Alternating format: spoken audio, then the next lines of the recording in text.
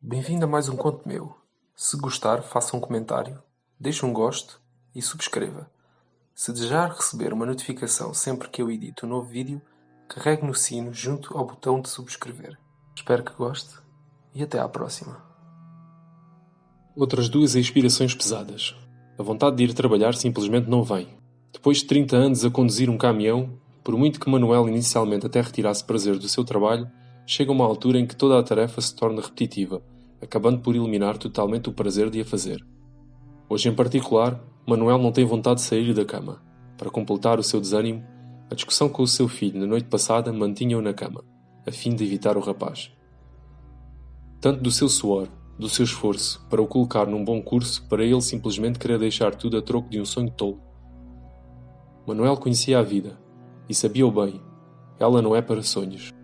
A realidade é cruel, e quando Pedro acordar, pode muito bem já ser tarde demais. Manuel tinha gasto demasiado para depois ver o filho agarrado à roda como ele. A luz do telemóvel é tão forte que o cega por momentos, despertando-o rapidamente.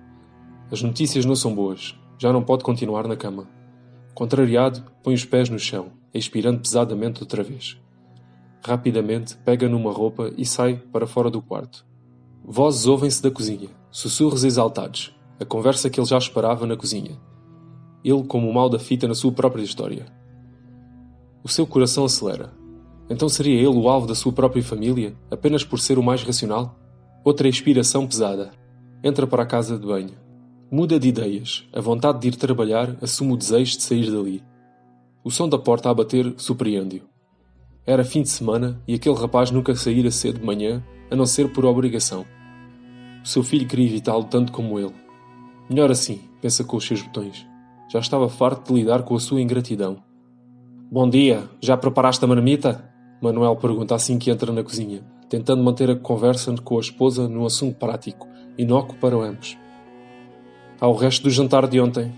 Kátia responde indiferente, virada para a bancada, cortando uma fatia de pão que coloca na torradeira sem nunca o olhar. A irritação de Manuel emerge na sua inspiração pesada. Não encontrando uma razão para a enfrentar, deixa-a correr para fora. Não tiveste tempo? Gastaste-o todo a falar mal de mim? Acusa bruscamente. Kátia pousa as suas mãos sobre a bancada, tensa, no entanto não surpreendida com o ataque do marido. Vais recomeçar a gritaria? Não chegou ontem à noite?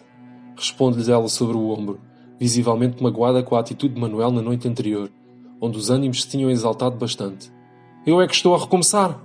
Porque não fizeste uma refeição para levar?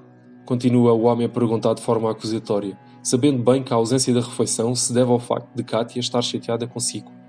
Algo que ele simplesmente recusa a aceitar. Esse pato de borrego não é das tuas comidas preferidas? Kátia responde em tom irónico, sabendo que o marido não gosta de batatas reaquecidas, algo que eleva ainda mais a sua irritação. Ela sabe que ele tem razão, contudo tem exatamente a mesma vontade de a dar como de lhe fazer uma outra refeição. Será possível não veres que não faz sentido nenhum? Então ele vai desistir de um bom curso para ser ator? Quando tiver 40 anos ainda está aqui a mamar às nossas custas. Manuel reutiliza um dos argumentos mais ofensivos que utilizou na noite passada. Contudo, não o mais ofensivo. Nós não tivemos muitas escolhas, mas o Pedro é diferente. Temos a possibilidade de o ajudar a fazer algo da sua vida que ele goste. Kátia, ainda falando sobre o ombro, ultrapassa a linguagem vulgar de Manuel para o tentar convencer. Achas que o estás a ajudar? Ator lá é a profissão. Só os famosos ganham bem, e mesmo esses são sempre precários. Nunca têm um contrato estável. Isso é uma boa vida. Manuel muda de estratégia para um argumento mais racional, mostrando melhor os seus verdadeiros receios. Isso não é bem assim. Não é fácil, é verdade. Mas podemos ao menos dar-lhe a possibilidade de tentar? Kátia vira-se para o marido, sentindo que há uma ponte neste argumento que os dois podem atravessar. Uma esperança de encontrar alguma cedência. Tentar o quê? Gastar dinheiro? Isso já ele faz agora, mas ao menos é para ter uma profissão digna. Isto é tudo culpa tua. Fizeste sempre a vontade ao menino. É só o teatro da escola, não tem mal nenhum. Nunca foi coisa de homem. Eu bem quis que ele fosse para o futebol. Manuel afasta-se da argumentação anterior, receando perder a sua razão, colocando a nu mais receios e preconceitos seus. Os olhos de Kátia abrem-se muito, incrédula na insinuação do marido, entregando-se agora a ela à maré da sua ira contida. Não vais mais falar assim do teu filho, estás a ouvir? Não te admito. Kátia grita-lhe apanhando de surpresa o homem com a violência nas suas palavras. Era só o que faltava na minha casa não falar como quero. Responde Manuel na mesma moeda, tornando a possibilidade de alguma cedência entre os dois cada vez mais distante. A frustração de Kátia com o marido, tal como no dia anterior, volta a tomá-la por completo. Exasperada, atira com violência os conteúdos do tacho de ensopado do rego para dentro da marmita. Manuel observa igualmente irritado, expirando pesadamente. Não tens de ir trabalhar? Kátia pergunta-lhe entregando-lhe a refeição, declarando bem, no seu tom, o desejo de o expulsar dali, o que é impossível escapar a Manuel. Contudo, é uma boa saída para ele. Hoje, também ele já não suporta a discussão. Só vocês para me fazerem ter saudades do trabalho! Atira Manuel enquanto retira a marmita das mãos da esposa. Rapidamente sai da cozinha fungando, em passadas largas até à porta que bate violentamente quando sai do apartamento. As estradas mais familiares já o deixaram. Embora 30 anos depois, quase todas as estradas sejam minimamente familiares. Os caminhos do interior do país revelam a realidade indesejável. Pouca vida se vê por estes lados. O relógio parou nestas terras pouco frequentadas de casas abandonadas. Atravessando-as perturbado, os pensamentos não o deixam em paz, sendo ainda uma tempestade a rugir contra as paredes do seu ser. A ideia do seu filho se tornar engenheiro tinha sido fonte de grande orgulho para si, bem como a sensação de alívio do seu trabalho principal estar quase concluído. Claro que para um pai o trabalho nunca termina. No entanto, seria um grande passo saber que o seu filho tinha uma boa profissão para se sustentar. A ameaça dessas expectativas por meio de um sonho tolo e ainda por cima indigno de um verdadeiro homem era algo que Manuel recusava a aceitar. Os seus resmungos enfraquecem a sua atenção o suficiente para o fazer errar a saída, levando-o a caminhos que ele desconhece. O seu estado alterado é de tal forma que só se apercebe passados largos minutos, algo que ainda o frustra mais. Agora perdido como se fosse um miúdo que estava a começar, tinha de recorrer ao GPS para voltar à rota correta. Num caminho já bastante secundário, encosta o caminhão à berma. Em poucos segundos já tem uma alternativa. Contudo surge a necessidade de ir à casa de banho. Aproveitando que está parado, sai pela porta do lado da berma para assim se aliviar. No momento em que os seus pés encontram o chão, algo perturba-o, um ganido sofrido. Durante a sua infância na sua casa sempre houve um cão, por isso ele sabia reconhecer bem a diferença entre um ganido de medo e um de sofrimento. Este animal emitiu um som como ele jamais tinha ouvido, arrepiando-o da cabeça aos pés. O silêncio a seguir faz pouco para o confortar. Muito pelo contrário, desconcerta-no, tornando-se óbvio o que fazer. Diante de si estão apenas arbustos pequenos e árvores passadas. Aproximando-se mais, vislumbra uma propriedade escondida no meio da vegetação. Procurando por um caminho, Manuel atravessa com dificuldade as plantas que lhe agridem as pernas, mesmo através das calças. Depois de descer um declive natural pouco íngreme, está junto de uma vedação baixa, naquelas constituídas por uma rede de arame e postes de madeira. Ali, consegue vislumbrar perfeitamente a propriedade, bem como a fonte dos sons sofridos que tinha ouvido. Ele tinha razão de ter ido até ali. No entanto, era muito pior do que ele imaginava. Chamar de quinta aquele local era algo que desfavorecia todos os outros locais com a mesma denominação. Apesar do espaço até não ser muito grande, pelo chão há ervas por toda a parte. A casa que se encontra mesmo diante de si é praticamente indistinguível de um barracão, com as paredes de tijolo só com a primeira camada de cimento tosco. Pelo menos 2 janelas que ele vê não estão instaladas, saindo das suas aberturas cortinas de tecido imundo a esvoaçar na brisa de final de manhã. Junto da casa há um abrigo de telhas de metal com 2 carros arruinados pela ferrugem, com apenas uma moto encostada na lateral da casa a parecer-lhe funcional.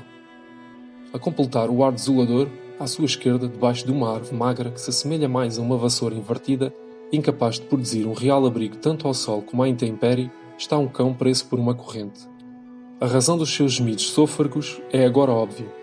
A corrente presa no seu pescoço, que é uma mistura de feridas com cicatrizes, tinha-se enrolado à volta da sua pata e estava a cortar a circulação sanguínea.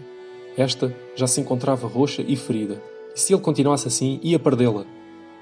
Manuel salta imediatamente sobre a vedação que cede e quase o faz cair.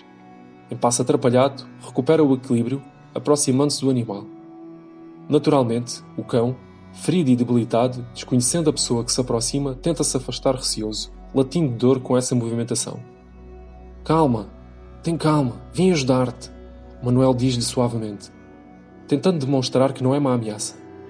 Agora mais perto do animal, o seu estado é ainda mais lastimável do que ele lhe tinha parecido inicialmente. O seu pelo preto deu há muito quase todo o seu território a uma pele escamada e cheia de pequenas feridas da sua própria ação de se coçar. Nas orelhas, Carraças gordas espalham-se por toda a parte. Contudo, o que mais preocupa Manuel continua a ser a sua pata. Uma vez que se encontra perto dele, consegue ver que está em pior estado do que inicialmente lhe parecia. Tinha de estar assim há várias horas, o que a juntar aos outros maus tratos enfurecia bastante o homem. O que estás a fazer? Esse cão é meu. Uma voz seca apanha Manuel desprevenido. Incrédulo, ele vira-se para enfrentar um homem de t-shirt preta desbotada e umas calças de ganga sujas e velhas. O rosto do dono da quinta é dominado por uma ira contida pela intrusão sofrida, e nada mais. Ele, melhor que Manuel, teria ouvido as súplicas do cão, mas em nada o tinha preocupado. Só agora, sob a perspectiva de ser roubado, é que se tinha preocupado com o animal devastado pelos maus tratos. A surpresa não faz Manuel esquecer isso. Então e tu não ouves o animal a sofrer? Eu à beira da estrada ouvi-o bem. Contra-ataca, acusando o homem da sua negligência óbvia, o que aparentemente não o perturba de forma nenhuma, que continua com o seu olhar gélido sobre si. O cão é meu. Faço dele o que quiser. Põe-te daqui para fora antes que tenhas problemas. Ameaça declaradamente o homem, demonstrando que conhecia o estado do animal, no entanto simplesmente não se importava.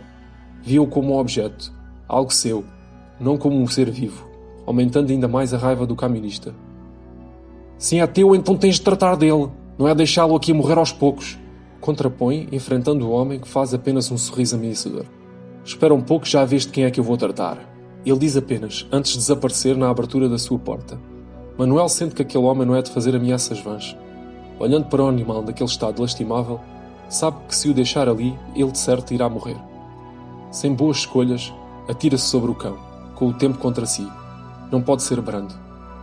As suas duas mãos empurram com toda a sua força o animal para o chão, que o tenta morder violentamente, tomado por um misto de desespero e dor. Por sorte, a corrente no seu pescoço está apenas presa por uma cavilha. Fosse esta um cadeado, tudo seria mais difícil. Assim que a corrente se solta, Manuel puxa-o junto ao peito e imediatamente sente 3 mordidas profundas no seu antebraço, antes de o conseguir imobilizar. Raio do cão! Grita entre dentes, mas nunca o larga. Temendo o regresso do homem, corre desenfreado para a vedação, encontrando o local danificado pelo seu peso por onde tinha passado, tornando a sua passagem bem mais fácil. A custo regressa ao seu caminhão, o cão sempre a debater-se consigo. É bom que fujas, porque se te apanho mate, consegue ouvir atrás de si. Contudo, Manuel tinha a favor o facto do homem não ter visto de onde ele tinha vindo exatamente. Apenas sabia que ele teria vindo da estrada, informação que ele agora se sentia estúpido de ter revelado. Ervas começam a ser pisadas no seu encalço. Talvez, ele não sabe, pois nunca se vira receando que isso o atrase. A subida é mais difícil com o cão no seu colo, mas ali há menos ervas, por isso arrisca aumentar o seu passo. Um buraco matreiro trai a sua tentativa de acelerar, tirando-lhe o equilíbrio, levando o seu joelho a embater com o chão. Expirando pesadamente, ganha força na ira para se impulsionar e perseguir a sua fuga. Sentindo a sombra do seu perseguidor sobre si, ultrapassa todas as suas dores para recuperar a sua velocidade. O seu caminhão torna-se visível, alimentando o seu ânimo a acelerar e a conquistar as passadas finais até ao seu meio de fuga. Junto da porta, arrisca soltar uma das mãos para a abrir, o que dá abertura ao animal para o morder mais uma vez. Manuel volta a gemer de dor. Já bastante frustrado com o cão, atira-o bruscamente para o espaço no chão do assento do passageiro e, imediatamente, fecha a porta. Expirando pesadamente, segura o seu antebraço ferido repetidamente pelo cão aterrorizado, circundando o caminhão sem tempo para recuperar, entrando no lado do condutor.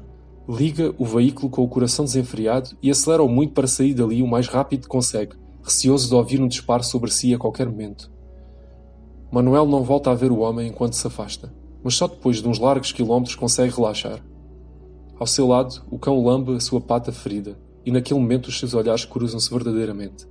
Anos mais tarde, Manuel jura a todos a quem conta esta história. No fundo dos olhos negros do pobre animal, viu um obrigado sentido que ele jamais esqueceria.